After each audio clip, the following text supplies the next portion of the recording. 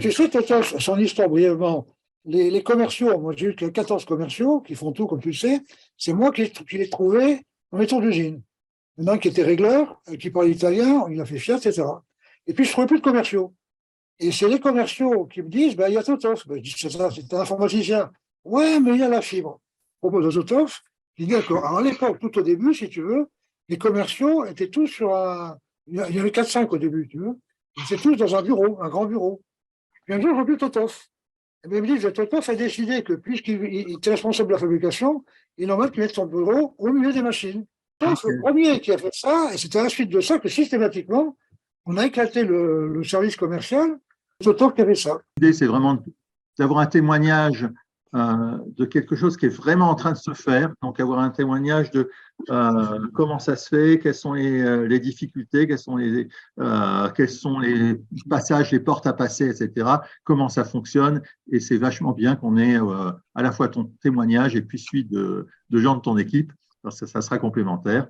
Et c'est quelque part montrer qu'on peut vraiment passer, parce que Gervois, je crois, était quand même une entreprise relativement dirigiste, vous nous en direz plus tous les trois, et que c'est vraiment possible de passer vers beaucoup plus d'autonomisation, même quand on n'est pas forcément actionnaire. Et je crois que Christophe, tu n'es pas actionnaire, et pourtant tu arrives à faire, et vous arrivez ensemble à faire avancer les choses.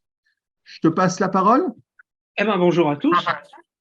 Alors, Emmanuel, tu m'avais dit que tu voulais savoir un peu mon parcours. Oui, oui, je trouve que c'est très intéressant. Moi, ben, très mauvais à l'école, où j'ai commencé à trouver un sens ben, quand j'ai fait mon CAP et mon BT de chaudronnier. Et puis, parce qu'on avait des activités dans le village, je voulais pas quitter papa-maman. Par contre, il fallait continuer les études et par chance, un BTS technico-commercial s'ouvre à Amiens, un prof à Nantes, donc au village des parents, on discute, on y va, et puis on négocie son BTS, voilà. Et alors c'était du commerce, ouais, quelque chose qu'on ne connaissait pas du tout à ce moment-là. C'est en 1991, non 88, pardon, pour bien replacer les choses. Hein. Et je bosse dans la première société qui m'avait offert du stage pour vendre du volet roulant. Débauché, ça n'a pas été, j'ai donc au chômage. Et puis un jour, je lis une annonce recherche informaticien. Bon, ok. L'informatique, on connaissait un peu à la maison parce que papa ramenait des ordinateurs et puis on s'amusait un peu avec, on programmait. À ce moment-là, on ne jouait pas avec. Moi, je programmais du basique pour piloter des trains miniatures. Et ben, je téléphone, j'arrive dans une boîte en fin fond de la campagne. Euh, et puis, je vois un RH, je lui dis, bah, écoutez, moi, je ne connais pas, mais si vous voulez, je veux bien apprendre. Et voilà comment on commence une aventure à Favy. 8 ans en informatique dans une fonderie, à apprendre un langage, et puis à aller développer des logiciels, que ce soit en compta, que ce soit au commercial, que ce soit à la logistique ou à la qualité. Et puis, c'est là où on commence à connaître le gourou. Le gourou, c'est Jean-François Aubry. Et puis, il m'envoie dans des missions à droite à gauche pour aller remplacer, par exemple, une dame qui était à la logistique en congé maternité. Et puis, pour faire son taf, quoi, pour apprendre le taf, et puis pour pouvoir, après, derrière, développer et améliorer les postes. Alors, ça s'est fait comme ça sur la logistique, ça s'est fait sur l'administration des ventes, ça s'est fait un peu aussi au commercial. Et jusqu'à temps où le bug de l'an 2000 arrive, enfin, pas le bug de l'an 2000 arrive avec la forte peur du bug, on change de RP, on change de système. Je m'éclate plus trop dans l'informatique parce que ça se limitait à aller dépanner une imprimante. Bon, c'est tout. Et voilà qu'un commercial s'en va et qu'on me propose le rôle de chef projet, donc de commercial à Favy. Et là, on redécouvre une autre culture parce que, en fin de compte, pendant 8 ans, on avait la grande chance d'avoir la messe tous les vendredis matin, quoi, où on nous expliquait ce qui se passait dehors, et puis surtout pas reproduire à l'intérieur parce que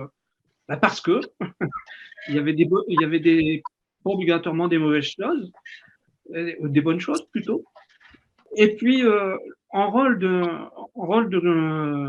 chef de projet, on devient parrain d'une mini-usine, c'est-à-dire qu'on est le contact entre l'extérieur et l'intérieur, quoi. On a toujours le cul entre deux chaises avec ton client externe, celui qui te paye, et ton client interne, c'est celui qui va fabriquer, celui qui va te permettre d'aller chercher des sous. Donc, on manage une petite équipe comme ça. Et là, on comprend des choses qui sont complètement en adéquation avec les discours internes de l'époque, puisque on côtoie l'extérieur. Voilà. Et on se rend compte que dans des outils de management qui nous paraissaient franchement qu'on ne pouvait pas comprendre de l'intérieur, quand on explique ça aux clients à l'extérieur, on a des gros yeux, voilà, c'est intriguant, et puis on veut venir voir, et c'est con, quoi, mais de temps en temps, ça marche. Hein. On a décroché des marchés simplement par rapport à notre culture. Donc voilà, ça continue comme ça au commercial pendant 12 ans. Ouais, pendant 12 ans. Puis vient l'idée de partir. Bon, on s'en va. Hein. C'était un client qui m'avait débauché, où j'avais pas eu de problème. Ça faisait 10 ans qu'on se côtoyait, toujours le client nickel. Et le premier jour où j'embauche chez lui, il me dit, tu sais, j'ai un problème, je ne pourrais pas te payer ce que je t'ai négocié. Ah, je fais, oui, c'est vrai, tu as vraiment un problème. Et tu as un problème et moi je l'accuse et je te donne 3 mois pour le résoudre. Pourquoi 3 mois? Parce que Fabi m'avait payé mon préavis, puis c'est tout, quoi. Et au bout de 3 mois, il n'a pas résolu son problème. Je lui ai dit au revoir au mois d'août. Tout ça pour réintégrer une société de taille à peu près équivalente avec Favi, à peu près dans le même métier, pour pouvoir créer un poste de marketing, toujours dans une industrie. Et le secrétaire général me donne une mission de regarder comment fonctionnent nos amis italiens, de trouver comment on pourrait se démarquer, et puis de mettre en place des actions, quoi, pour pouvoir gagner en productivité. Alors, je me balade dans l'usine et c'est marrant parce que déjà le troisième jour où j'allais dire bonjour aux gens avec qui j'allais travailler dans l'usine, il y a une petite dame qui vient me voir, qui me fait Monsieur, vous êtes qui, vous faites quoi? Donc, je lui explique que j'intègre la société, que je vais aller vendre les produits qu'ils font et que je viens voir comment ça se passe, et puis si tout se passe bien, elle me fait, vous savez que vous n'avez pas le droit d'être là. Je fais, tu te fous de ma gueule, quoi. Elle me fait, non, elle fait, ici, les bureaux restent dans les bureaux. Alors, choc de culture, parce que pendant 25 ans, déjà pendant les 12 ans de commercial, où on reçoit des étudiants, la première chose qu'on leur dit, c'est que tu t'assois pas là à 8 heures, tu vas leur dire bonjour parce que c'est eux qui te payent. Et puis parce qu'on a une relation qui est vraiment de terrain, quoi, pour pouvoir avoir les bonnes infos. Et on arrive dans un monde où on se dit, merde, c'est hyper structuré. Bon, c'est tout, on va s'y faire. Et puis vient le jour où je fais le débriefing à mon secrétaire général des différentes actions qu'on pourrait mettre en place dans l'usine. Et à un moment donné, il me dit, ça va rapporter quoi? Ça va rapporter que du bonheur pour les gars. Ils n'auront pas à se baisser pour aller porter des caisses qui font quand même 15 kilos. Ça coûte quoi? Ça ne coûte rien. Les chariots, ils sont dans le grenier. Puis j'en ai déjà sorti un. Il fait, je t'interdis de mettre en place des actions comme ça. Je fais, je crois qu'on n'est pas bien parti et puis ça ne va pas gazer du tout entre nous, quoi. Je suis parti tout de suite et parce que c'est là où un dimanche, à 10h, j'envoie un mail à M. Zobrist en lui disant « Franchement, merci, parce que en 12 ans où je suis resté chez vous, je ne comprenais pas des choses, et là, en 12 mois, putain, ça nous saute à la figure, quoi. C'est vrai que dans les boîtes d'à côté, franchement, ils ont des raisonnements à la con. Et il me répond dans la foulée, il fait bah, c'est bizarre comme quoi les choses se font. Je parlais de toi avec Dominique vendredi dernier, on aurait peut-être un truc. Et puis ben, le jeudi, on est embauché pour pouvoir redémarrer une aventure qui a duré 5 ans pour développer un truc antimicrobien. Et puis bon, on est parti encore sur des années folles. Et je le dis maintenant parce que je me rends compte aussi de ce que j'ai fait. On était libre, quoi. J'allais encore m'exploser pendant quelques années à faire des belles choses. Et on a fait des belles choses. Et puis voilà, donc arrive le challenge de chez Gervois. J'arrive ici le 8 mars 2018. Christophe, juste une question. Pourquoi c'est parti de Fabie? Pourquoi chez Gervois? Ben parce que je ne me sentais plus. Vous étiez parti. Voilà, il faut le dire. C'est qu'après que Vous, je sois parti, ça a été le bordel. vous étiez parti. On n'avait plus la personne pour faire la messe. Par contre, on avait toujours un curé, mais c'était tellement inné chez lui qu'il ne le partageait plus. Et en fin de compte, je veux dire, toute cette philosophie Favie est morte naturellement parce qu'on ne l'a pas répétée. Et puis, et puis voilà, puis je me sentais plus à ma place, et puis j'avais envie de voir autre chose, parce que j'avais plus envie à Favie, quoi. Hein. Juste avant peut-être de démarrer sur l'aventure Gervois, moi j'aimerais bien que tu nous dises quelques petits mots sur chez Favi dans la mini usine. Tu es le responsable commercial quelque part. Comment c'est organisé, comment ça fonctionne, comment tu te sentais bien, comment tu faisais avec les équipes, comment tu faisais avec les clients. Tu nous as un tout petit peu dit que tu faisais aller voir les clients et que tu les faisais venir. Mais est-ce que tu peux nous dire un tout petit peu plus sur les fonctionnements? Parce que j'imagine que tu vas après utiliser un peu les choses équivalentes chez Gervois. Ben, en 2000, en arrivant au commercial, on était en train de refaire les bureaux à ce moment-là. Donc, pendant 6 mois, on a un peu. Le service commercial a été explosé dans les mini-usines, enfin, dans différents endroits où il y avait de la place. Ils construisaient un bâtiment à 4000 mètres carrés à côté. Et au départ, c'était pour les rotors. Et puis, ça ne s'est pas fait pour les rotors. Et un jour, M. Zobrist, il vient me voir en disant Eddie, je te construis un bâtiment, tu la fous, ta bascule. Je fais ben, je sais pas. Il fait ben, va voir Alain. Et donc, je suis allé voir Alain Langlais, qui était responsable des travaux à ce moment-là. Et je lui dis dis donc, M. Zobrist, il vient de me dire je dois te donner une place de bascule. C'est quoi cette histoire?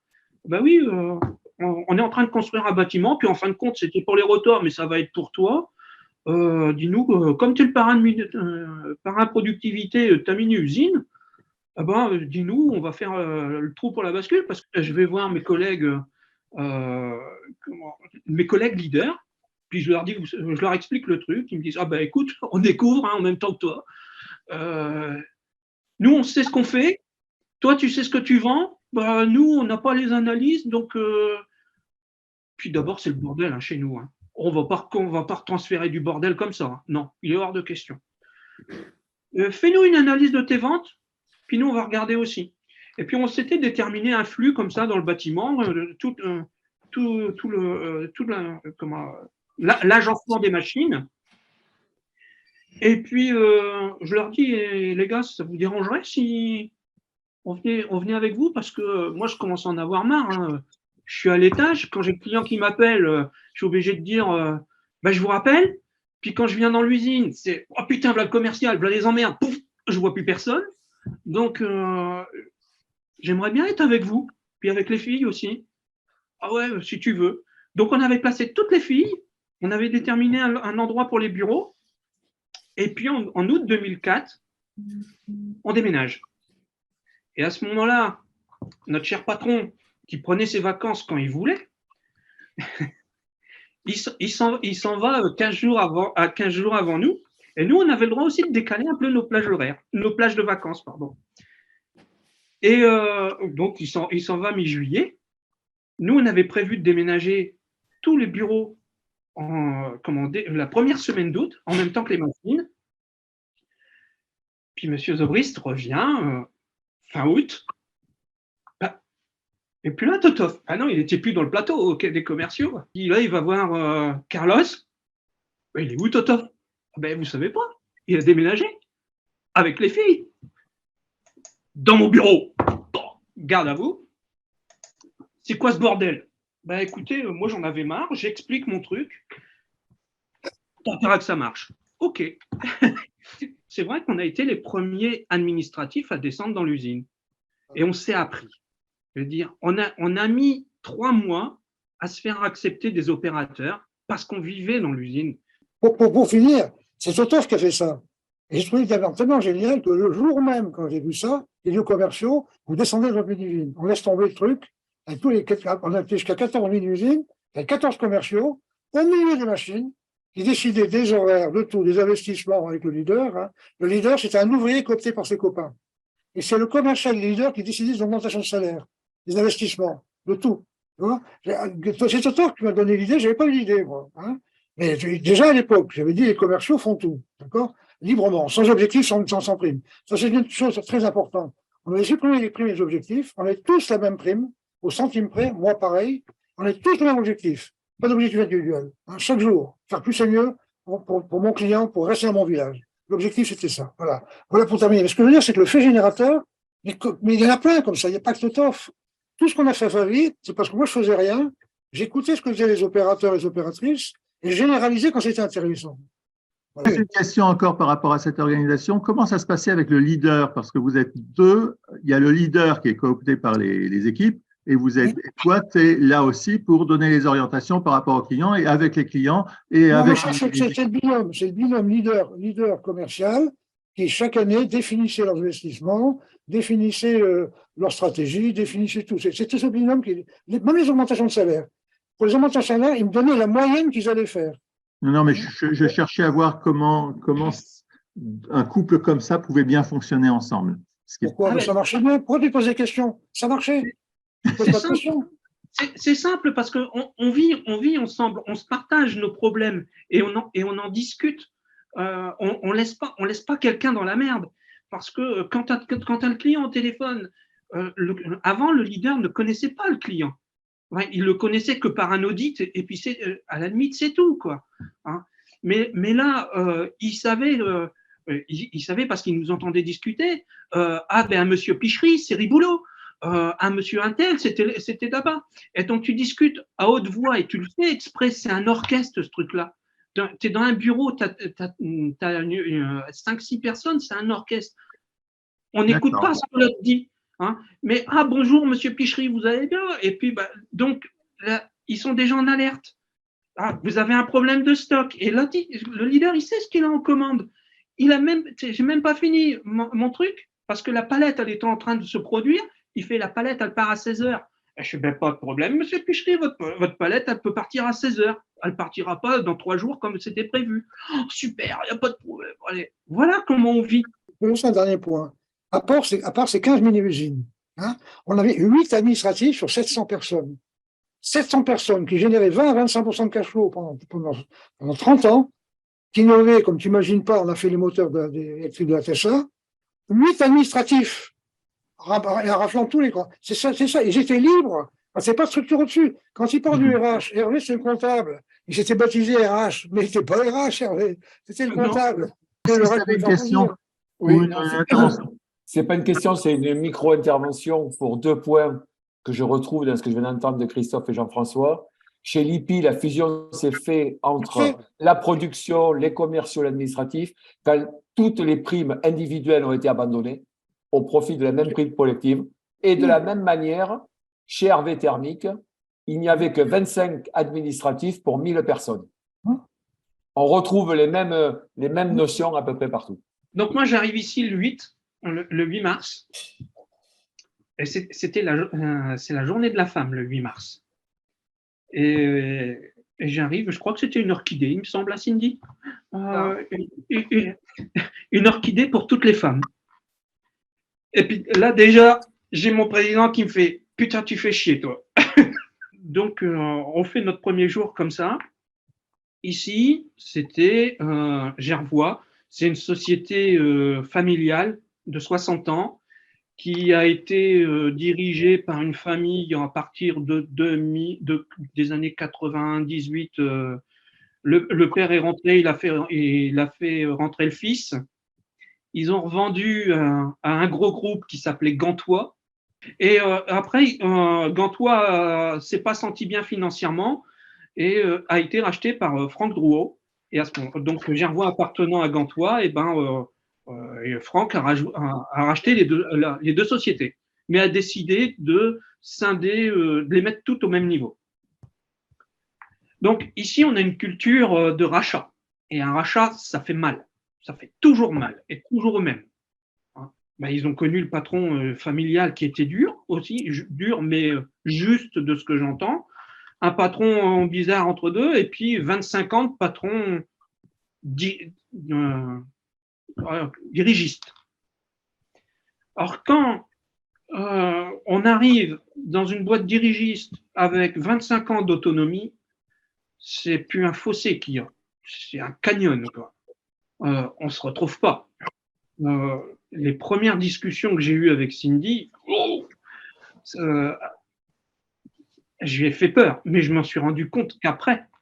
Parce que l'ancien, il voulait tout savoir, quoi.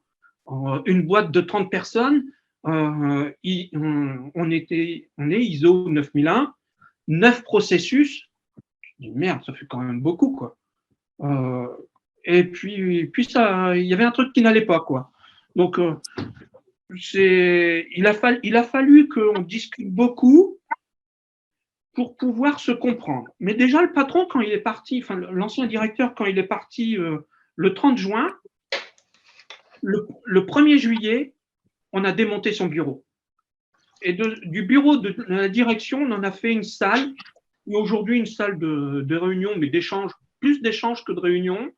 On a viré les sièges, on a mis des ballons, mais on a fait une rupture. À un point qu'il y a des salariés qui sont venus démonter le bureau, qui n'avaient jamais vu le bureau pendant 25 ans, quoi. C'était la personne du style, elle traversait l'usine le matin, elle la retraversait le soir, et pas de bonjour, pas rien, quoi. Et moi, j'ai gardé cette fibre-là d'aller au contact.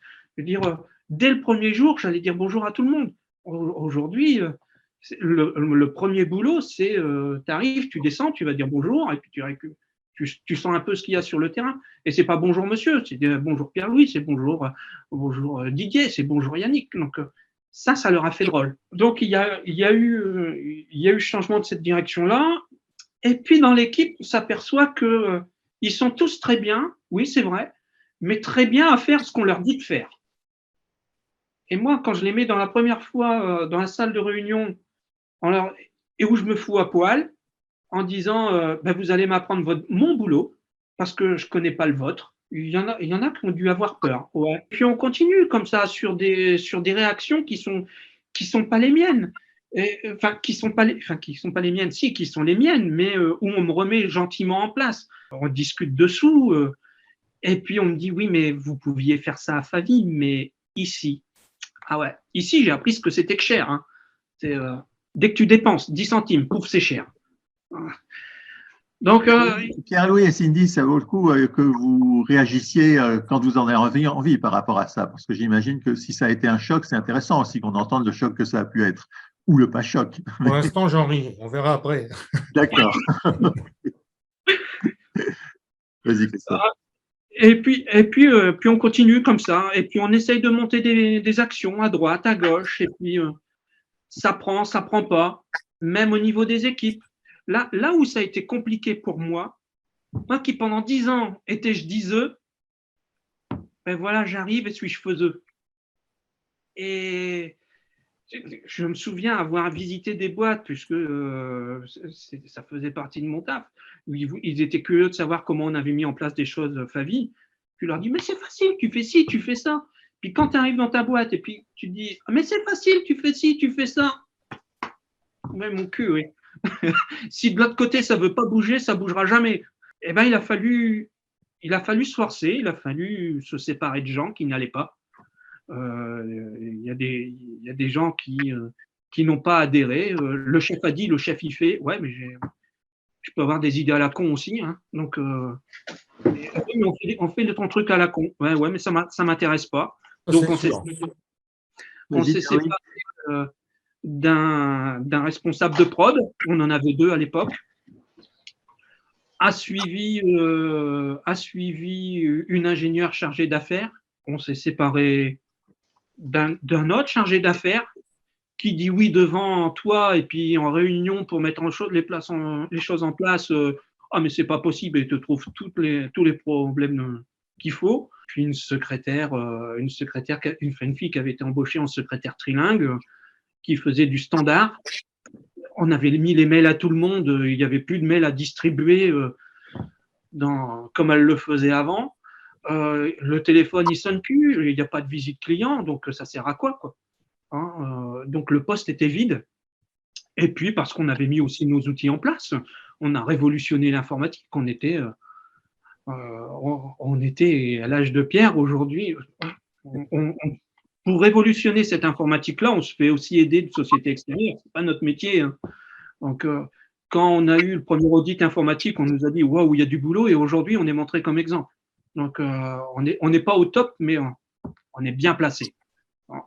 Juste deux questions. D'abord, Pierre-Louis voulait réagir tout à l'heure et peut-être c'est intéressant que tu… Oui, je voulais juste te dire, il disait le 19e faiseux, mais c'est vrai que pour nous, combien de fois j'ai eu les réflexions dans les ateliers. Moi, j'ai toujours suivi Christophe et là-dessus, moi, l'entreprise, je ne sais pas, mais moi, ça m'a libéré. Donc, déjà, c'est un grand point. Mais j'entendais dans l'entreprise, le directeur, qu'est-ce qu'il vient faire là? Il travaille avec nous. Pourquoi il fait ci? Pourquoi il fait ça? Et pourquoi? Et voilà, je voulais juste réagir là-dessus, sur le 19e faiseux. On a eu un exemple, on a récupéré un marché en 2019, ce qui nous a permis de passer 2020, de limiter la casse de 2020 hein, sur un nouveau produit. On a assemblé complètement les pièces. Et puis ce produit-là, on l'a étudié avec Pierre-Louis, mais d'une façon terrain. Ce n'est pas le commercial qui dit tu te démerdes, tu me fais ça à tel prix. On a fait nos cadences chacun de notre côté, on avait déjà bien pensé terrain et on a donné aussi l'opportunité aux gars de monter leurs actions, quoi. Tu dis à l'opérateur, écoute, tu te démerdes, mets ton pistolet, tu es debout, tu ne dois pas te pencher, tu ne dois pas faire ça, tu dois le dégainer tout de suite, quoi, pour pouvoir faire tes pompes et puis le renfiger. Et tu te débrouilles, c'est toi qui fais le support. Et tu as l'opérateur qui va voir son chef, donc le responsable de prod, qui fait Monsieur Tokani m'a dit que je fais comment? Et il y a Franck qui a eu la bonne réaction, qui lui a dit il t'a dit de te démerder? Ouais, mais démerde-toi. Donc, et c'est là où ça a commencé à faire un peu son bonhomme de chemin et puis à donner de la crédibilité aussi à ce qu'on faisait. On leur donnait l'opportunité de mettre en place des actions dans leur coin. Et puis en plus, droit à l'échec. Et ils avaient le droit à l'erreur. Et ça c'est des choses qui n'étaient inconcevables ici. Ici, le directeur lançait un dossier quand tous les angles étaient à 90 degrés. Hein et moi, je leur ai fait, à un moment donné, j'avais la fille de la qualité. Elle me fait, oui, mais c'est pas dans les procédures. Oui, mais c'est pas comme si, c'est pas comme si. J'avais eu un cube d'étendre les mains, là. J'ai posé ça sur la table, j'ai fait, ça, c'était procédure. Tu secoues la table, je fais, il n'y a rien qui bouge. Je prends ma balle, je secoue la table, la balle, elle bouge, elle se casse la gueule. Je fais, moi, c'est ce que je veux. Je veux que ça bouge, je veux qu'on se casse la gueule, qu'on se ramasse, qu'on regarde pourquoi et qu'on y aille. Mais les opérateurs, c'était exactement la même chose. Combien de temps pour que ça bouge vraiment, pour que les gens eux-mêmes puissent se dire je fais les choses et on les fait ensemble, je partage, etc. Et je veux bien la réaction aussi peut-être de Cindy. Cindy, son rôle, c'est comptable, c'est ça? C'est ça, oui. J'écoute. On a beaucoup débriefé avec Christophe sur tous ces sujets-là. Donc, moi, je reprends l'image quand même de l'étable. Je ne suis pas trop d'accord quand même avec Christophe qui dit que tout le monde est sorti de l'étable et que certaines sont revenues et d'autres pas, etc. Pour moi, il y a quand même plus de personnes qui sont restées dans l'étable, qui ont eu peur d'en sortir qu'autre chose, quoi. Il y a les gens qui sont partis de l'entreprise et puis il y a ceux qui se sont dit c'est cool. On nous ouvre la porte, on va aller voir un peu, quoi. Voilà, qui se sont dit, ça va être sympa. Moi, pour moi, ces gens-là, c'est pas forcément ceux avec lesquels ça a bien fonctionné dans le temps. Et on nous ouvre la porte, on va voir un peu, on nous ouvre la porte à quoi? C'est-à-dire à faire ce qu'on veut, à acheter les matériels qu'on veut, à changer les choses qu'on veut, etc. Et on va faire n'importe quoi, c'est ça ou pas? Non. Quand Christophe dit on a ouvert les tables, les gens sont sortis, oui, les gens sont sortis, c'est tiens, il y a des gens qui se sont dit c'est cool, il ouvre, profitons-en. Alors profitons-en pour certains dans le bon sens, pour faire des choses constructives qui vont faire avancer l'entreprise. Par contre, il y a quand même pas mal de personnes qui ont dit c'est cool, on ouvre et on nous laisse, on nous fait confiance et allons-y, mais plus dans le fait de profiter en fait, de profiter un peu de la gentillesse, de profiter de la Comment ça se règle tolérance. avec ces gens-là qui profitent? C'est-à-dire, c'est les autres qui les excluent, c'est le chef qui les exclut ou comment ça se passe? C'est pas les autres qui les excluent, c'est pas le chef non plus, parce que Alors, c'est compliqué pour lui aujourd'hui. alors, Mais, donc c'est des gens et c'est là où moi en tout cas, après de par le poste que j'occupe aussi,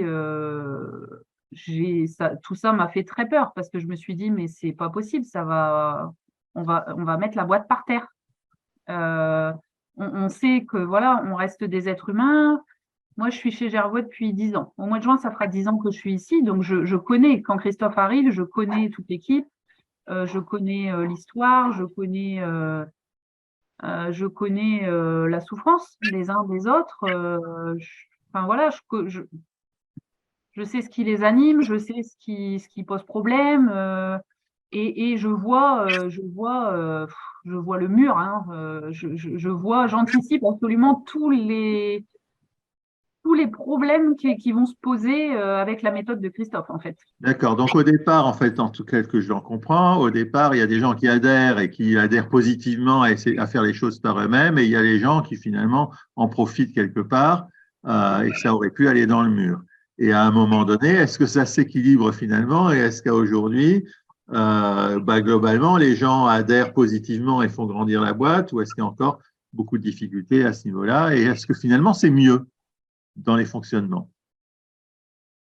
Alors aujourd'hui, en toute, en toute objectivité, je dirais que c'est encore compliqué quand même. C'est encore compliqué quand même. Alors, on a trouvé un petit équilibre, on va dire, mais aussi parce que vraiment les personnes qui nous faisaient ramer à contre-courant sont plus là aujourd'hui. Mais pour moi, aujourd'hui, dans l'atelier, je pense pas que les gens se sentent Appliqué. Ouais, Et- c'est ça. Oui. Non, Oui, c'est ça. Et Cindy a raison. De toute façon, aujourd'hui, ceux qui ne sont pas sortis de l'étape, ce sont nos opérateurs. Hein. Parce qu'ils sont tellement été habitués comme ça qu'ils ne prennent pas de risques de toute façon. Aujourd'hui, dans l'équipe qui tourne bien, vous en avez deux exemples là. Il y en a encore deux qui sont malheureusement pas présents. Et même dans les deux, il y a encore une personne qui regarde, quoi. Mais au niveau opérateur, il n'y a qu'avec les jeunes que ça va bouger. Et on le voit un peu parce qu'on a embauché une fille, on a embauché une gamine, on va en embaucher un autre là après.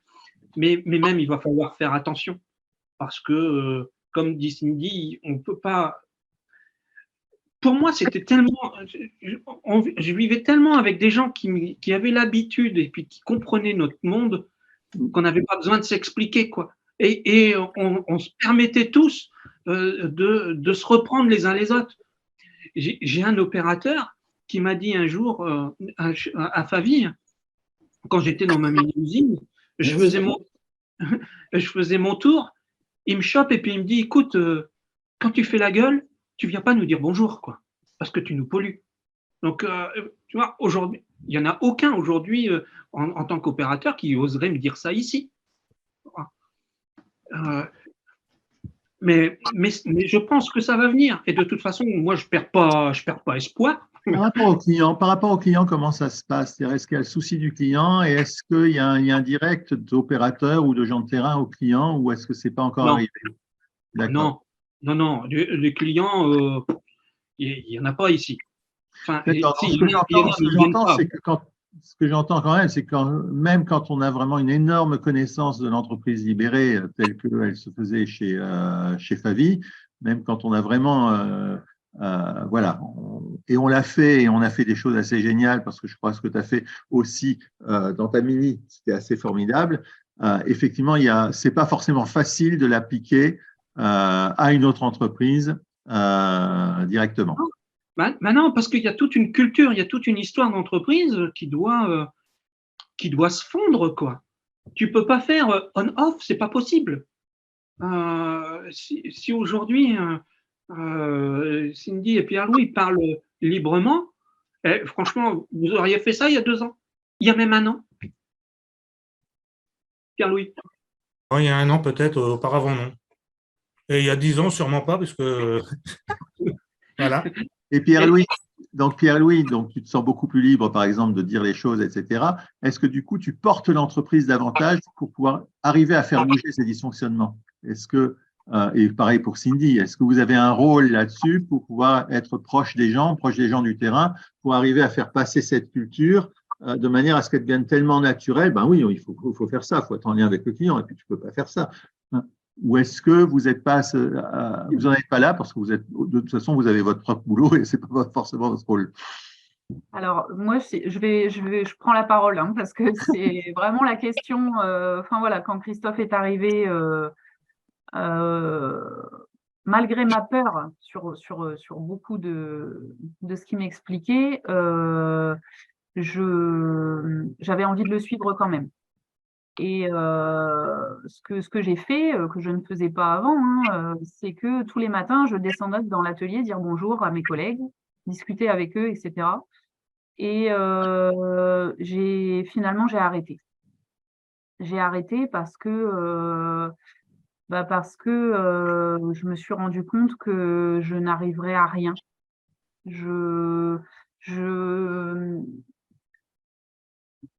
Je pense pas que ce sont des gens qui changeront de point de vue, qui évolueront. Ceux qui devaient se repositionner, je pense, l'ont déjà fait.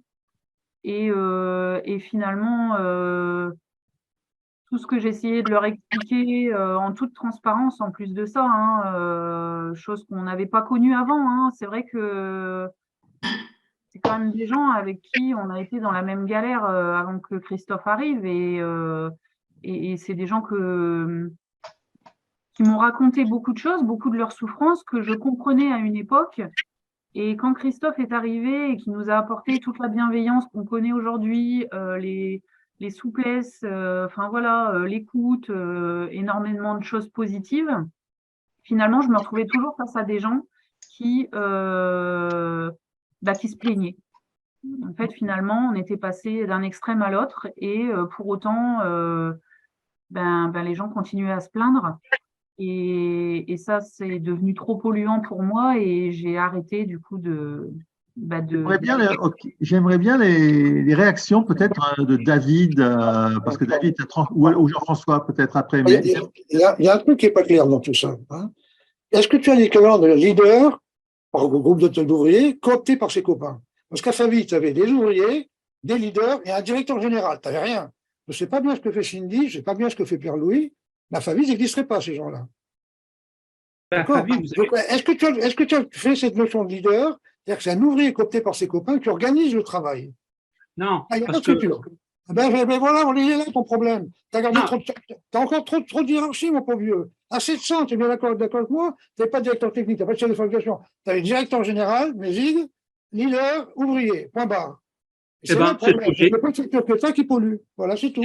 C'est ce que j'ai. Oui, d'accord, c'est ce que je te dis. C'est ce que j'ai. Entre l'opérateur et moi, il y a juste un niveau. Oui, mais est-ce qu'ils sont dirigés par un ouvrier qui a été coopté par eux-mêmes? Alors, Ils à sont pas l'origine, chefs. à l'origine, je ne sais pas, mais Franck, donc le pilote de production, est un ancien opérateur qui a tout le métier, qui a appris son métier Il n'a ici. pas été coopté par ses copains. Je Hervé, sais. qui appelle le RH, Hervé, il ne touche à rien à la fabrication. Il ne touche à rien dans l'organisation. Il n'y a aucun cadre qui touche à l'organisation. C'est les ouvriers qui s'auto-organisaient en ayant nommé leur propre chef, le leader. Et avec honnêteté, parce que souvent le leader, tu l'as vu avec certains, au bout de 3-4 ans, il me disait, bon, je suis fatigué, il faut que je passe à quelqu'un d'autre. D'accord? C'est ça ton problème, c'est que le peu de structure que tu n'as pas défini à quoi elle servait ta structure. Nous, ils étaient très clairs, tu avais un bureau d'études en 3 équipes, important ça. Le bureau d'études en 3 équipes, d'accord?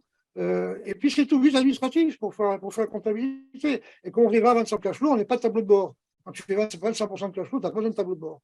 Donc mon problème, c'est que tu as Jean-François, j'aimerais bien moi aussi des réactions de David qui a, je pense, pas mal transformé son entreprise et peut-être Grégory aussi et peut-être les autres aussi. Mais vous, je pense que vous pouvez avoir un apport assez intéressant, complémentaire.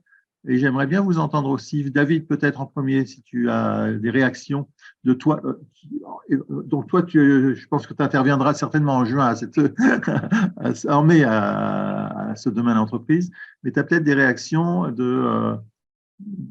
par rapport à ce que tu viens d'entendre. Oui, on retrouve les mêmes choses. C'est la durée qui fait la différence. Là, nous, on a mis 10 ans à faire ça. Et il faut être patient. C'est le temps long, en fait, qui fait le changement de culture. D'accord. C'est en fait, au départ, tu as eu les mêmes soucis quelque part. Et puis, peu à peu, les gens, ils ont compris que c'était bien pour eux aussi d'épouser le système quelque part. En fait, on a conservé un noyau de base, mais il y a des gens qui sont partis aussi, qui ne se retrouvaient pas dans la culture pour répondre à la dame tout à l'heure. Pardon ? Il y a un facteur humain qui est important quand même. Oui, je n'ai pas dit le contraire, mais c'est des gens qui ne s'y retrouvaient plus en fait dans le modèle. Oui, c'est ça. Et donc, au fur et à mesure, le système s'épure, si je puis dire. Ouais. Et on a réussi à faire quelque chose qui était loin d'être gagné au départ. Et nous, il va s'épurer aussi au fur et à mesure parce que de toute façon, dans 2 ans, j'ai pratiquement 60% des opérateurs qui seront en retraite. Donc, avec un renouvellement, j'espère, de mentalité aussi. Ouais. Mais il ne faut pas oublier que ça ne fait que 4 ans, quoi. Hein, ça ne fait que 4 ans avec une année Covid. Et puis voilà, il faut apprendre à se connaître. Voilà. Ce que je ressens un peu, et je passerai la parole à Grégory s'il veut la prendre, mais ce que je ressens un peu, c'est que il y a vraiment ce souhait de libérer les choses, que les gens fassent par eux-mêmes, etc. Et ce que je ressens dans ce qui existait chez Favi, c'est qu'il y avait quand même un chef qui était extrêmement présent. Voyons, tu ne vas pas faire ça, c'est n'importe quoi par rapport à toi. Et que peut-être qu'il y a… Moi, je ressens qu'il y a peut-être presque trop de bienveillance et peut-être pas assez à certains moments, on ne fait pas ça comme ça. Je le vois de loin, donc j'en sais trop rien. Mais c'est peut-être ça, là où ça peut peut-être se passer. Grégory, tu veux réagir ou pas? Parce que je ne sais pas, qu'est-ce que tu as fait, où est-ce que tu en es, comment tu fais par rapport à toi, mais je pense que ton avis m'intéresse beaucoup en tout cas. Ouais, alors, c'est gentil. Je ne vais pas parler de moi, mais juste, moi j'hallucine un peu de ce que j'entends, mais dans le bon sens. Les Suisses, ils disaient, je suis déçu en bien. Mais je suis déçu en super bien. Je touche du doigt un monde dont j'ignorais tout, mais auquel j'aspirais. Donc forcément, je me bois du petit lait. Alors, moi, j'ai joué 30 ans au rugby. Donc voilà, j'ai joué 30 ans au rugby, j'en ai pris plein la tronche. Et j'avais un monde dans lequel, un monde dur, plat, il n'y a pas de hiérarchie au rugby, un monde authentique, vrai. Et après j'avais mon boulot et j'ai bossé que pour des grosses boîtes. Et donc, c'est un monde qui est plus policé, où l'ego a plus de place, où la notion de chef est importante, le collectif s'évapore un peu. Donc c'est un peu schizophrénique, mais j'ai toujours réussi à bien le vivre parce que je suis comme je suis un, même si peut-être pas la tête qui va bien sur la caméra, mais je suis un et je suis solide dans ma tête. Donc, et là, ce que j'entends, c'est qu'en fait, on peut vivre un monde de l'entreprise qui soit un monde de rugby, un monde authentique où les choses sont simples, vraies, il n'y a pas de chef, c'est le collectif d'abord. Et ça, je ne savais pas que ça existait en vrai sur Terre. Donc, j'ai écrit un bouquin, mais c'est une modeste contribution parce que j'aspire à ça. Et dans toutes les boîtes où je suis allé, moi, je suis rugby du matin au soir. Ce que je veux, il n'y a pas de notion de qui marque l'essai, qui gagne des primes. Pour moi, l'important, c'est une équipe qui gagne. D'abord, c'est chacun a son mot à dire. Ça veut dire quoi gagner pour nous, premièrement. Deuxièmement, moi, je me vois comme au service de ma boîte. Chaque fois que je vais dans l'atelier, je suis au service de vous. Toi, ma mère a bossé en production toute sa vie. Donc, quand je vais dans une usine, j'étais au Sri Lanka la semaine dernière, en Inde il y a 15 jours, je dis aux gens, et ils me jettent presque des cailloux, je dis, je suis là pour vous servir, madame. C'est des gens qui gagnent une misère, et ça, c'est un crève-cœur, mais ils me disent, mais non, vous êtes le patron, vous êtes là pour diriger. Je dis, non, non. Donc, oui, bien sûr, je suis là pour vous servir. Si vous faites bien votre boulot, vous êtes épanoui, les clients sont contents, ils nous payent, vous comme moi. Donc quelque part, je ne savais pas que ce monde existait. Donc, c'est un peu naïf, candide, ma remarque, mais sincèrement, ça fait un bien fou. Après, quand j'écoute Christophe, c'est dur parce que être patron, malgré tout, c'est quand même un monde très solitaire, même s'il est animé par ses rêves, même si je vois qu'autour de lui, il y a des gens qui y croient. Putain, c'est quand même dur parce que à la fin, il y a toujours une partie de gars en face de toi, je dis les gars et les femmes, mais qui n'y croient pas, quoi qu'il arrive, et vouloir s'évertuer à faire changer des gens qui, à la fin, ne voudront pas changer, de temps en temps, je pense qu'il faut être un peu rugby. C'est-à-dire que, donc moi, j'aime mes gars, mais de temps en temps, je pense qu'avoir pas une posture dure, mais on ne peut pas emmener tout le monde tout le temps. Parce que sinon, on épuise. Et puis, quelque part, pour ceux qui jouent le jeu, je trouve que c'est un peu injuste de consacrer beaucoup de temps à convaincre des gens qui ne se laisseront jamais convaincre. Donc, de manière pêle-mêle et très désordonnée, merci. Et voilà, je n'ai pas vraiment d'avis, mais c'est simplement bon d'entendre ce que j'entends. Tu sais que nous, les ouvriers, de temps en temps, ils allaient travailler chez nos fournisseurs pour voir ce qu'ils faisaient. Et les mêmes ouvriers allaient travailler chez nos clients pour voir ce qu'ils faisaient leurs pièces. C'est-à-dire que les ouvriers, tu as connu ça, Toto, hein, les ouvriers, ils étaient partie prenante. C'est les ouvriers. Hein, les ouvriers, on envoyait, tous les 2 ans, on envoyait 30 ouvriers au Japon pendant 15 jours qui voient comment les Japonais travaillent. Qui voient que là-bas, le quality control, ce n'est pas contrôle par la qualité, c'est maîtrise. Que le SPC, le TPM, c'est les ouvriers, c'est leur problème à eux. Nous, la richesse de Fabi, c'est nos ouvriers. Et ces ouvriers cooptent entre eux le meilleur qu'ils avaient jugé. Tout ce qu'on me racontait, là, j'ai jamais connu ça, Fabi. Je n'ai pas connu ça quand tu étais à Fabi. Il n'y a pas de tension interne, tu l'as vu ça. Alors, ce qui est vrai aussi, c'est que l'ouvrier qui ne faisait pas bien son boulot, comme il échangeait le personnel, tous les matins, il recevait, il n'y a pas de service commercial. Chaque minute, il recevait ses commandes. En fonction des commandes, le leader disait il manque 3 mecs. Et la minute suivante, cherchait les volontaires qui allaient. Puis le gars qui n'était pas sérieux, plus personne ne le demandait. Dans les tours d'usine, il y avait un nourrice, M. Zebris. Personne ne me demande rien. Je restais pas sans rien faire, prendre un balai. Le mec, au bout de 3 jours, il ne revenait pas. Pareil pour les ingénieurs. Les ingénieurs au BE, il n'y avait pas de chef de service, parce qu'un chef de service, ça fait partie du travail. C'est les ouvriers qui décidaient quel ingénieur voulait travailler. Je me rappelle un jeune ingénieur des mines, M. Zebris, j'ai rien à faire. Je dis oui, tu as fait 2 machines qui ne marchent pas. Qu'est-ce que je peux faire? Tu vas devant après les ouvriers. C'est là, Jean-François, que tu as un langage extrêmement direct. Non, mais je suis tellement ingénieur une des mines. évidence, tu as fait des machines qui marchent partout. Attends, j'ai pas. Alors, dernier point aussi. Oui, le gars disait, mais je suis ingénieur des mines, je ne vais pas me vendre après les ouvriers, mais je démissionne. Par contre aussi, les ouvriers, 18 mois de salaire. Il a la même prime qu'un ouvrier. Ça défile, l'ouvrier est aussi fier. Et puis on a 18 mois de salaire, et on a la même prime que le patron. Il y a ça aussi qui motivait les ouvriers. Ils étaient en prise directe sur le cash flow. Je leur parlais du cash flow, mais à ma manière. Pas leur dire le cash flow, c'est ça. Dire, voilà, là on est bien parti pour faire 17 mois de salaire, mais on est qu'au mois de mai, vous serez sûrement 18 mois de salaire. Tu vois, c'est-à-dire que les ouvriers, pour moi, c'était la base de tout. C'est pour ça que je n'ai pas de structure. Je chantais en permanence tout le monde dans les tours d'usine. Voilà. T'es d'accord, Totof? On est d'accord. C'est pour ça que tu as vécu ça. Qu'est-ce qui t'empêche de reproduire ça ici, putain? Reproduire ça chez toi. Mais parce que est-ce que tu as la même prime que les ouvriers? Est-ce que tu as la même prime que les ouvriers?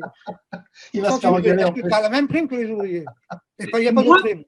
Moi, oui. Non, j'ai pas la même prime que pour les ouvriers. Et je me bats avec mon président pour ça. Parce que mon président, quand je lui… D'accord. Alors, Totof, là où tu as raison. Max Rousseau, qui a fait 30 sociétés et 10 000 salariés, il foutait la paix à ses directeurs. Et ben voilà. Moi, j'ai jamais d'actionnaire. Si vous avez une paix, souvent ils me disaient ce que tu as fait là, c'est une connerie. Parce que maintenant, j'étais sur le terrain, si tu prends, fais-le.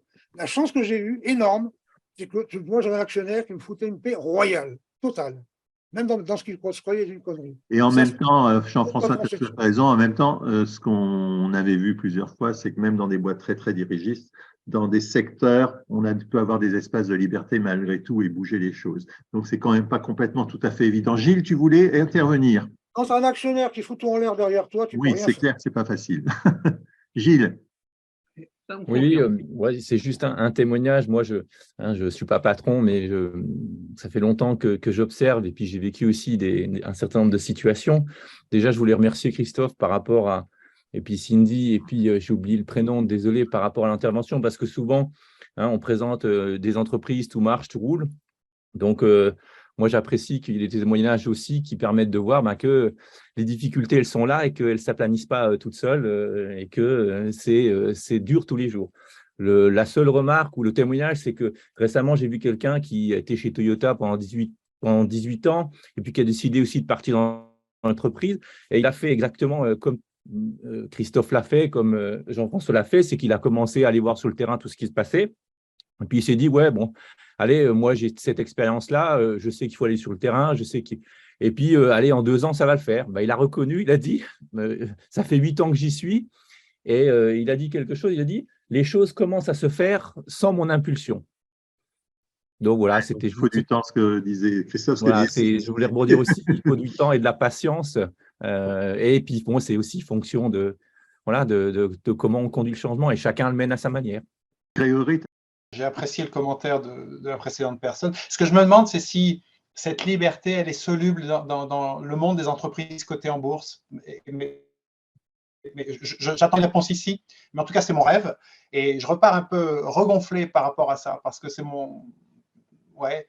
Et je voulais aussi remercier Cindy, parce que, et puis je crois que c'est Pierre-Louis, parce qu'il faut quand même du courage quand son patron est là pour dire des choses qui viennent du cœur. Et ça, le courage, alors je reviens au rugby, mais ça paraît simple. Moi, je trouve que c'est super. Et ouais, l'authenticité, c'est quand même un sacré fuel. Et vraiment, merci beaucoup. Et moi, je ressens vraiment ça que Christophe, et c'est en ça aussi que ton entreprise n'est pas forcément comme les autres, elle se libère. C'est qu'en fait, vraiment, tu es venu malgré les risques d'avoir des échos voilà, tels qu'ils seront, avec tes équipes. Et je trouve que ça, c'est vraiment créer quand même le pack qui va faire bouger les choses. Donc, je trouve ça assez merveilleux aussi. Après, il y a aussi une chose, hein, Monsieur Zobrist, on n'a pas vécu à Favy dans les mêmes situations financières qu'aujourd'hui chez Gervois. Il y a plein de choses que j'aimerais bien faire, mais pour ça, il faut avoir du fric. Et on sort de 2 années aussi où on était dans le rouge. L'an dernier, on est remonté un peu et on espère avoir la bonne pente. Mais tout ne peut pas se faire. Et ça, c'est mon problème, parce que dès qu'on parle argent, je n'ai pas du tout je veux dire, la même appréhension avec l'argent. Mais tout ne peut pas se faire sans rien donner, quoi. Et l'argent fait partie de ce qu'on doit donner pour initier aussi une certaine motivation ou initier une certaine valorisation des personnes. On fait avec ce qu'on peut. Il y avait une autre question, Christophe. L'argent, écoute, Favy perdait de l'argent quand je suis arrivé. L'année d'après, on faisait 8% de On t'entend plus bien, Jean-François. Parle plus près de ton micro, peut-être. Non, mais je disais, Favy, quand je suis arrivé, perdait de l'argent. Hein, on a tout chamboulé très rapidement. On a supprimé le premier mois que je suis arrivé, je supprimé les primes. Je ne parle pas les primes. Le pointage, j'ai fait arriver directement les commandes dans l'usine. J'ai supprimé le petit service où il y avait Georges Bellegueule qui s'amusait avec des chiffres. D'accord ? Très vite, le cash flow a monté. La première année, on a fait 8% du chiffre d'affaires de cash flow, ce qui était colossal. Après, on est monté à 15%. Parce que c'est la multiplication qui a amené l'argent. Et c'est pour ça que Max me foutait la paix. Il me disait, tu me fais 25% de cash flow, j'ai rien foutu de m'expliquer. J'ai plein de boîtes qui perdent de l'argent, mais ils m'expliquent parfaitement pourquoi ils en perdent. Moi, j'ai jamais cherché à faire de l'argent. J'ai cherché le bonheur des ouvriers. Je m'étais dit, si j'étais ouvrier, parce que pour du fonds de raison, je l'ai fait assez souvent avec les temps étudiants. Hein, qu'est-ce qu'il veut l'ouvrier? C'est qu'on lui foute la paix. Il n'y a pas quelqu'un qui dit, l'ouvrier, il sait. Il faut juste lui donner la motivation. La motivation, c'est rester dans le village. On te dit, mais putain, si on bosse comme ça, on ne restera jamais dans le village. Maintenant, quand tu dis démerdez-vous, pour moi, c'est le maître mot du management. Dire à quelqu'un, démerde-toi, c'est plus que lui faire confiance. Parce que je vous délègue, c'est-à-dire je sais, mais je le consens. Non, démerdez-vous, c'est je sais pas bien, c'est à vous de le faire. Pour moi, démerdez-vous, c'est le maître mot du management. Démerdez-vous, faites pas chier. Avec vos conneries, on peut pas partir au village. Hein, voilà, parle du village, parle pas d'argent. Le subjectif, l'affectif. Les militaires et les religieux, qu'est-ce qu'ils te vendent? Du subjectif et de l'affectif. Pas prendre 50 000 hectares à l'Ukraine. Qu'est-ce qu'il dit, Poutine? Refaire l'Empire russe. Voilà. Voilà. Raisonner en subjectif et en affectif. Tu verras que les ouvriers, ils te suivent partout après. C'est simple tout ça. Bon, je m'arrête. Je ne suis pas trop d'accord avec vous. Je suis pas trop d'accord avec vous, monsieur Zobristin, je suis désolée. Mais aujourd'hui, les gens restés dans le village, ils s'en fichent. Mais non, c'est pas vrai. C'est pas si, vrai. si. C'est pas vrai. Il y a des gens qui me disent chez nous, on a le droit à l'erreur. L'erreur, c'est le patron qui l'a fait. Monsieur Ford disait sur 1000 ouvriers, il n'y en a qu'un qui fait exprès de faire des pièces mauvaises. Le reste, c'est de ma faute quand j'ai mis un système qui contraint les ouvriers à faire de mauvaises pièces. Chaque fois, je vois une merde. Je dis putain, merde, arrêtez vos conneries. On ne peut pas rester à l'encontre avec vos trucs. Réglez-moi ça. Donc, je ne sais pas qui a fait l'erreur. C'est moi qui a fait l'erreur. Tout problème dans une entreprise vient du patron. Point barre. Là, on est d'accord, mais là, je suis quand même, moi, je rejoins quand même un peu. Tu parlais de Toyota. Ono, c'est quoi? C'est piloter l'usine avec les vieux. Ono, qui a fait Toyota. Toyota, c'est une île de merde, le Japon, qui est devenu le premier fabricant au monde. Piloter l'usine avec les yeux. Parce qu'il descendait dans l'usine, le patron. Et il a un effet miroir. Hein. L'occhio del patron ne fait un gâchis al cavallo. L'œil du patron fait grossir le cheval. L'ouvrier qui dit à sa femme, il y a le patron qui m'a vu aujourd'hui. Les cadences sont toutes seules. Il faut que le patron descende dans l'usine tous les jours et change sa structure. Tous les jours. Dire bonjour à tout le monde, 700 personnes. Quand on était en équipe, je ne voyais pas tous 700, mais je voyais tous les jours tout le monde. N'importe qui pouvait m'arrêter.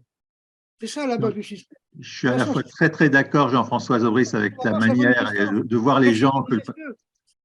Mais en même temps, je pense que Cindy, quelque part, les gens sont certainement moins attachés à vivre au village qu'à une époque, et c'est un autre rêve qu'il faut qu'ils aient. Et le rêve, ça peut être… Attends, je voudrais finir, Jean-François. Je connais ton credo et je le partage largement. Mais je pense qu'il y a d'autres rêves possibles pour les gens. L'autre rêve, ça peut être être heureux dans l'entreprise et co-construire l'entreprise, avoir du plaisir à faire les choses ensemble. Enfin, j'en sais rien quel peut être. Mais quand l'ouvrier qui n'est pas content de mini-usine demande à changer de mini-usine, le faisait. Tu ne peux pas être malheureux si tu choisis là où tu veux travailler. Tu ne plus quelqu'un, tu disais, bon, je change de mini-usine, parce que comme ils changeaient en permanence, les ouvriers faisaient ce qu'ils voulaient. Ils décidaient même leur congé. Ils disaient même, attends, cherchez le bonheur, celui qui fait la valeur. L'ouvrier, c'est celui qui crée la valeur. C'est l'ouvrier qui paye le patron. Voilà. Monsieur Zobrist. Oui, mon Toto. Rappelez-vous, quand vous avez créé votre première mini-usine, vous ne le saviez pas que c'était une mini-usine. Si, c'est pour… Non, c'est pas vrai, vous me l'avez dit. C'est pas vrai, vous me l'avez dit. Allez, belle vous m'avez dit vous-même que vous aviez créé une bande de copains qui se démerdaient pour une fourchette de Talbot, il me semble. Hein. Oui. Ça fonctionnait. Il y a eu une deuxième fourchette, vous avez fait. Et c'est qu'après, vous avez percuté qu'il y avait un système qui était en train de… Oui, non, mais dès le système qu'on a fait un truc, j'ai fait… Écoute, je suis arrivé en septembre 83. Le 1er janvier 84, on a créé la première usine. J'ai fait un groupe d'ouvriers qui savaient régler leurs machines. Déjà, à l'époque, on a découvert ça, qui savaient contrôler leurs pièces. Et je leur dis, démerdez-vous, il faut que Peugeot nous aime. Si Peugeot nous aime, et c'est eux qui ont inventé le lean. C'est eux qui ont dit, bon, on pourrait bouger telle machine, etc. Le temps de défilement est passé de 10 jours à 1 jour, en 3 mois, comme ça. La première usine qui a été créée, le 1er janvier 84, est arrivée en septembre 83. J'ai fait ça en 4 mois, 5 mois. Oui. Donc vous parlez d'un système où vous avez créé des gens, où vous avez eu des jeunes, et vous avez créé ce système-là avec des jeunes qui ont perduré. Attends, j'ai des émules, à Timisoara, j'ai des émules dans le monde entier. J'en ai vu à Shanghai, avec des mini-usines. À Timisoara, une entreprise de 3000 salariés qui m'a invité à l'avoir. Hein, il y a des mini-usines qui sont grosses, 700 personnes. Ils cooptent leur chef. Ils ont tout copié. Ils appellent ça Mini Factory. Ils ont tout copié, le truc. Et ça marche. Christophe, c'est pas du tout pour parler de ma chapelle, puisque j'habite à 800 km et donc ça serait certainement pas moi. Mais est-ce que tu as pensé éventuellement à te faire accompagner par des gens qui font de l'intelligence collective pour faciliter les choses? Parce qu'à certains moments, le patron, c'est bien. Ça sert à certains endroits, Jean-François. Ça peut être utile, oui. Et à condition que ça soit vraiment dans l'esprit de libération. C'est-à-dire, c'est pas pour pour que ça soit top-down, mais à vraie connexion, de manière à ce que justement chacun puisse trouver les positionnements. Alors c'est vrai qu'il y a ta manière, Jean-François, qui est complètement cohérente et extrêmement puissante, mais il faut tellement à cette cohérence complète que parfois ça peut peut-être être intéressant aussi d'avoir l'œil extérieur. Bon, c'était juste une réaction. J'aimerais bien la réaction de Didier qui ne dit rien, mais je suis à peu près sûr qu'il n'en pense pas moins et ça m'intéresse beaucoup de t'entendre, Didier. Bon, j'arrête. Bonjour, bonsoir. Oui, bah, c'est en effet très, très, très inspirant. Moi, je ne vis pas du tout dans ce monde-là. Je fais toujours partie d'une entreprise très hiérarchique, en tout cas très, je ne sais pas, mais en tout cas bien hiérarchisée. Et donc, oui, je suis toujours étonné d'entendre toutes ces possibilités qu'il existe ailleurs. C'est vrai qu'on n'a pas toujours l'occasion d'entendre les difficultés non plus. Je fais partie de différents groupes comme ça où j'ai l'occasion d'entendre des personnes parler de transformation ou quoi, mais rarement des difficultés que l'on peut vivre. Moi, ce qui m'intéresse surtout dans ce domaine-là, c'est justement l'étincelle et ce qui permet de commencer à se transformer en fait soi-même et également l'entreprise. Quand ça vient du top, que la personne arrive et qu'elle est qu'elle est instigatrice de ce changement, ça doit faciliter les choses. Quand ça ne vient pas comme ça du haut, c'est vrai que voilà, ça reste un de mes questionnements et une de mes recherches, c'est comment être soi-même l'étincelle quand on n'est pas le top et qu'on arrive et qu'on a cette volonté de transformer les choses. Didier, il ne faut jamais rien faire, ce n'est pas les circonstances. C'est parce qu'un matin, j'ai vu qu'une maman qui arrivait en retard, son enfant était malade, qu'on allait sanctionner. J'ai donné toute l'usine. Vous n'êtes pas payé pour un horaire, vous êtes payé pour l'amour d'un client. Et on supprime les pointeuses, etc. C'est parce qu'en discutant avec une ouvrière, je me suis rendu compte que c'est régler et contrôler les pièces. J'ai donné toute l'usine en disant, mais attendez, un ouvrier qui travaille 8 heures par jour, c'est mieux que n'importe qui. On a supprimé les contrôles, et puis on essaie de régler et contrôler. On n'a plus jamais un problème de qualité, parce qu'il se met au nominal. Donc la structure se met toujours à la limite de tolérance pour que ça sorte. Et puis j'ai vu qu'il y avait une prime de chaleur en fonderie. J'ai donné toute l'usine. Donc, enfin, c'est con, c'est parce qu'on donne de l'argent qui fait moins chaud. On a supprimé les primes, et on a supprimé, en prenant chacun, depuis 2 ans, on a mis la prime, on a supprimé les objectifs individuels. Les cadences ont monté de 30%. C'est comme ça qu'on est monté à 20% de cash flow. Pourquoi? Parce qu'avant, les gens comptaient dans la tête pour pas dépasser le quota. Et comme m'a dit une ouvrière, il y a un geste qui est la journée passée. Leur geste physiologique de moins de fatigue est 30% plus élevé que le geste qui est contraint de faire. D'accord? Quand tu fais 30% de chiffre de pièces en plus, le cash flow monte à 20%. Je n'ai jamais rien fait, ce n'est pas les circonstances. Retiens ça, De Gaulle, en ce pauvre monde qui mérite d'être ménagé. En management, il faut ménager. Il faut avancer pas à pas, procéder selon les circonstances et respecter les personnes. Tout ce que j'ai fait, c'est les circonstances, parce que je sortais de mon bureau et que j'ai vu qu'une première chaleur, c'était con, et qu'une maman avait sanctionné avec un enfant malade. À chaque fois, tu étais d'accord, Totof. Je laissais toute l'usine en disant, qu'est-ce qu'on fait? On débattait une journée complète. Hein, quand la mère machin fait 35 heures, je ne sais pas quoi faire. J'ai eu l'usine en disant, je ne sais pas quoi faire. Ils ont fait le gros de travail. Ils m'ont dit, on ne va rien changer. On continue à faire 45 heures et on prendra 2 jours de congé. C'est eux qui ont décidé de ça. Moi, j'ai toujours fait avec le collectif, mais immédiatement, tout de suite. Hein, rendez compte, Marie-Madeleine arrive en retard, on la sanctionne parce qu'elle a un enfant malade. Jean-François, vous devriez vous parler demain avec Christophe. Non, mais Christophe, il l'avait plus. Vous auriez plein de choses à vous redire. Didier, juste, je passe la parole à Grégory après. Didier, juste par rapport aux grosses entreprises. J'arrête. Non, il n'y a pas de souci, mais comme il faut clore bientôt aussi, par rapport aux grosses entreprises qu'on a… Emmanuel, dis-leur à tous là, qui regardent zh.com, etc. ZH oui, je vais leur dire, tiens. Ça sert à rien, vous venez de le dire. Comment? Qu'est-ce que tu dis, toi? Ça sert à rien, vous venez de le dire. Non, mais je vais le dire quand même, t'inquiète pas, Christophe. Oui, Didier, est-ce que simplement dans les grosses entreprises, ce qu'on a vu plusieurs fois, on en a parlé, mais par exemple, il y a un exemple chez Michelin aussi, ces grosses boîtes. Alors, Michelin est une boîte assez ouverte aussi quand même si les gens, il y a certains, dans leur espace de liberté, ils arrivent à transformer. Et ils arrivent à transformer par la base des petites choses et peu à peu montrer qu'il y a des choses possibles. Et je pense qu'il faut chercher où est l'espace de liberté. Par contre, il faut avoir une vraie envie parce que si on n'a pas la vraie envie d'y arriver, et puis et ben à ce moment-là, on ne va pas forcément pouvoir le porter au-dessus parce que comme on va se prendre des coups, voilà. Mais je crois vraiment que c'est possible à ce niveau-là. Je vais passer la parole à Grégory qui avait levé la main. Oui, juste vite fait. Donc, moi, j'avais entendu parler de Jean-François Aubry depuis des années quand je vivais en France et je ne suis pas déçu. Vraiment, merci beaucoup. Quelle énergie. Et puis, si un jour je pouvais avoir le même palmarès, j'en serais fier, même si, bon, je ne cours pas après la reconnaissance, c'est plutôt pour mes gars.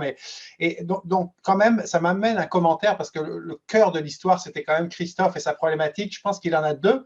Il en a une, c'est qu'il a vécu sous cette aura d'un mentor ultra puissant avec une personnalité qui est ultra présente. Et ça, c'est un sujet, à mon avis, qu'il a à régler quand même parce qu'il ne peut pas faire la même chose.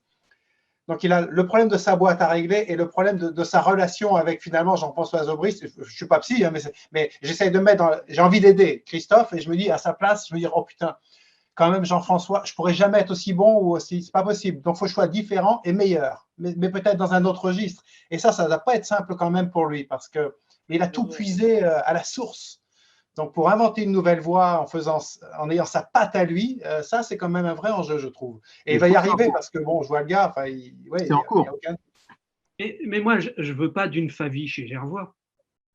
Moi, je veux de Gervois une boîte où tout le monde vient travailler, je veux dire, avec la banane, tout le monde s'y sente bien.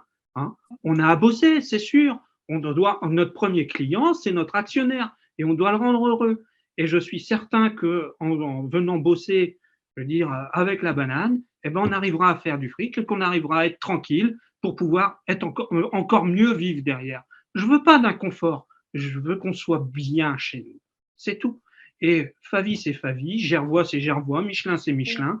On a tous une histoire différente parce qu'on a des hommes différents, parce qu'on a des passés différents, des cultures différentes, et on doit tous s'adapter. Et la meilleure des entreprises libérées, c'est la sienne, c'est pas l'autre. Génial. Bravo. Comme mot de la fin, je trouve ça assez génial. Ah ouais. Et je trouve que ça peut être assez porteur quand même. Enfin, moi, je trouve ça très, très porteur. Oui, ben moi, génial comme mot de la fin. Un grand merci, Christophe, parce que c'est vachement courageux et je trouve que c'est vraiment une puissance de patron d'une boîte d'avoir ce courage aussi, de pouvoir montrer les choses telles qu'elles sont. Et de manière à pouvoir les faire avancer ensemble et peut-être découvrir d'autres choses aussi. Mais je trouve que c'est vraiment une énorme puissance de patron et il n'y a pas beaucoup de patrons qui sont capables de venir en disant bah, les choses elles sont comme ça, j'ai essayé de faire ça, ça a peut-être moins bien marché, mais j'ai toujours la même niaque et la même envie et j'ai vraiment le sentiment que il y a une envie autour de toi, il n'y aurait pas Pierre-Louis qui est là et Cindy aussi. Donc, je crois que cette envie, elle est vraiment contagieuse. En tout cas, moi, quand tu viens de parler, je me dis, waouh, je serai avec ce gars-là. J'adhère, j'ai vraiment envie de continuer. Peut-être qu'il y a des difficultés, on va aider à faire en sorte que ça fonctionne le mieux possible, mais j'adhère vraiment au discours que tu viens d'avoir en particulier. Donc, bravo, un grand merci. Ça, pour moi, c'est vraiment une leçon très, très grande. Hein. Vraiment, ce que tu as pu faire en synthèse après tout ce qu'on a dit. Est-ce qu'il y a quelqu'un qui veut un mot de la fin et puis après on va clore. Pierre-Louis, tu veux dire quelque chose peut-être encore avant qu'on quitte? On a moins entendu que d'autres. Moi, oui, je suis avec ce gars-là et je suis content d'être avec ce gars-là. J'adore. Un grand merci à tous. Donc la fois prochaine, ça sera Cyril qu'on ne voit pas, mais voilà, il est là, il n'a pas mis sa caméra, qui nous présentera un bouquin extrêmement inspirant. Grégory, je t'appellerai peut-être si jamais tu veux intervenir à demain l'entreprise, ça peut être intéressant. Et en mai, je pense que ça peut être passionnant pour nous. Je ne sais pas si ça peut être intéressant pour toi, mais pour nous, ça peut être passionnant. Et Eric nous fera une présentation de la libération de son entreprise qu'il a fait il y a une dizaine d'années, une entreprise d'auto-lerie fine, avec justement les difficultés et le temps. Il nous a parlé tout à l'heure, il n'est plus là, mais il nous a parlé du temps qu'il faut pour que ça fonctionne et qu'effectivement, au départ, ce n'était pas facile et il a fallu 5, 6, 7 ans pour que finalement, au bout de 10 ans, ça fonctionne bien. Et je trouve que c'est intéressant aussi. Et c'est aussi pour ça que je trouvais intéressant d'avoir cette soirée, de manière à ce qu'on ne voit pas que les trucs parfaits, idéaux, etc., mais qu'on voit aussi, parce que c'est en voyant où est-ce que ça peut être difficile qu'on peut arriver à rebondir, aussi bien pour nous qui voulons faire ça ailleurs, que pour vous, chez toi, Christophe, parce que c'est peut-être intéressant aussi d'avoir les éclairages complémentaires et de nommer les choses telles qu'elles sont. Un grand merci. À très bientôt. Bonne soirée. Merci, très bonne Merci, soirée. au revoir, bonne soirée. Allez, au revoir. Ciao.